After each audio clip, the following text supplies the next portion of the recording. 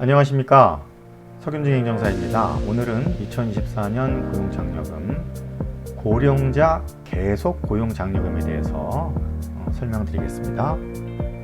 먼저 고령자 계속 고용장려금에 대한 주요 용어 및 내용을 고려해 보시도록 하시겠습니다.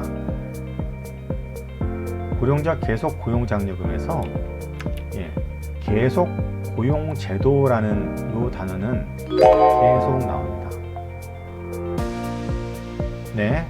계속 고용제도라는 단어를 우리가 명확히 이해해야 이 사업의 내용을 이해할 수 있습니다. 계속 고용제도, 어떤 내용일까요? 정년을 연장하거나 또는 정년을 폐지하거나 또는 정년의 변경 없이 정년에 도달한 근로자를 재고용하는 것입니다. 이것이 바로 계속 고용제도입니다. 그럼 이러한 계속 고용제도를 언제부터 시행하느냐? 계속 고용제도 시행일이라는 표현이 매우 중요합니다. 계속 고용제도 시행일, 계속 고용제도의 내용, 계속 고용제도 시행일은 취업규칙이나 단체협약 등에 명시해야 합니다. 다시 한번 말씀드리죠. 계속 고용제도, 정년 연장, 정년 폐지 또는 재고용의 내용과 계속 고용제도가 도입되는 시행일에 대해서는 취업규칙이나 단체협약 등에 명시되어야 합니다. 그러면 다음 계속 고용제도 지원 절차에 대해서 한번 살펴보도록 하겠습니다. 이 내용도 중요하니까 잘 따라와 주세요. 계속 고용장려금 지원 절차에 대해서 알아보도록 하시겠습니다. 첫 번째는 계속 고용제도 시행일서부터 우리 사업장은 정년제도를 운용하고 있어야 합니다. 두 번째, 기존에 운영하던 정년제도를 계속 고용제도로 변경하는 내용과 시행일을 취업규칙이나 단체협약을 통해서 또는 취업규칙 신고가 의무가 아니라면 인사규정을 통해서 계속 고용제도의 내용과 계속 고용제도의 시행일을 명시해야 합니다. 세 번째는 변경된 취업규칙을 신고하는 것입니다. 네 번째는 장려금 신청을 분기별로 하고 고용센터에서는 그 지급 여부를 결정해서 통지해서 지원금을 보내주는 5단계의 지원 절차에 대해서 이해하시면 도움이 되겠네요. 그럼 이어서 또 다른 주요 내용을 살펴보도록 하시겠습니다. 근로자의 내용을 한번 살펴보시죠. 근로자는 두 가지 주요 요건을 충족해야지 지원을 받을 수 있습니다. 계속 고용제도 시행일 이전부터 기존에 근무하고 있는 근로자예요. 계속 고용제도를 시행하고 나서 입사한 사람은 해당이 안 되겠죠. 계속 고용제도 시행 이전부터 근무하고 있는 근로자로서 계속 고용제도 시행일부터 이전에 변경되기 전 정년까지 도달 기간이 5년 이내의 근로자만 해당이 됩니다.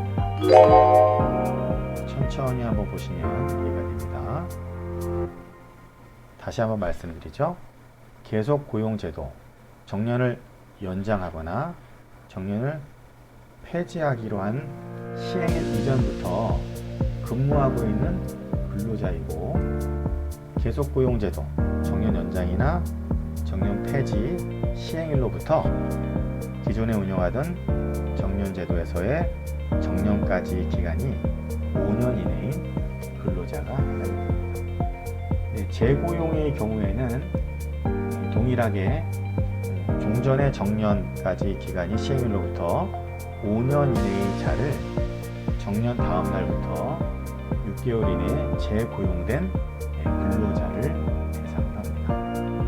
근로자의 요건에 대해서 이해하셨습니까? 그러면 지원 수준에 대해서 알아보도록 하시죠.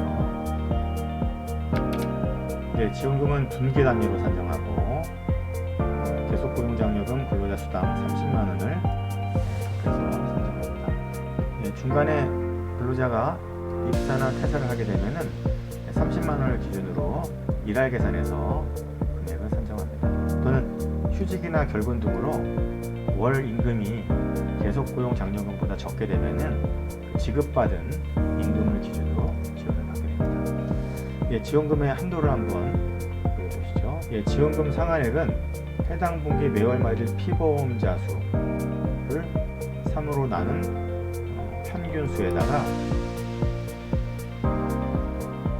30%를 곱해주고 그 금액에 또 90만 원을 곱한 금액이 지원금 상한액입니다. 네, 그럼 이어서 제출 서류에 대해서 한번 살펴보도록 하시죠. 네, 제출 서류는 고용자 계속 고용장려금 신청서, 그리고 계속 고용된 근로자의 근로계약서 4번, 그리고 해당 분기 근로자의 월별 임금 대장과 급여이체 확인증이 필요하고요.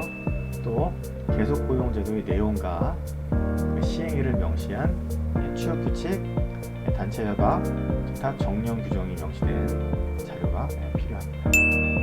네, 그럼 우리가 살펴본 내용을 좀 요약해서 핵심 내용을 살펴보도록 하겠습니다. 고령자 계속 고용장려금 신청 안내입니다.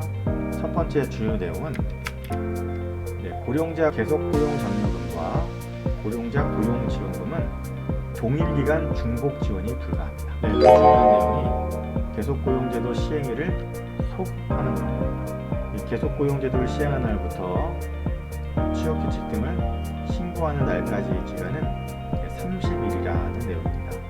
그래서 우리가 취업규칙을 신고하는 날부터 소급은 최대 30일까지만 된다는 이야기죠.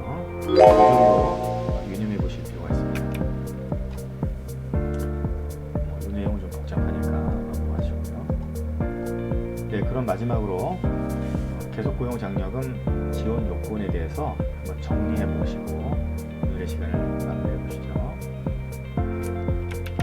먼저 계속고용제도 시행 이전 정년을 운영하고 있는 사업장입니다. 정년 제도가 있어야 되는 거죠.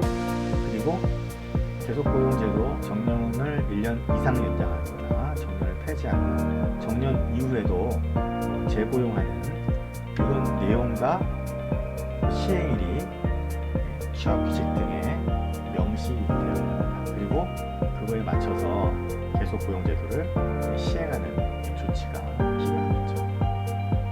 근로자는 계속고용제도 시행 이전부터 근로하고 있어야 합니다. 그리고 계속고용제도 시행일로부터 5년 이내에 종전의 정년에 도달하는 근로자가 해당이 되겠고요. 실제로 고용제도에 따른 고용연장 조치를 해서 계속 고용이 돼야 되겠죠.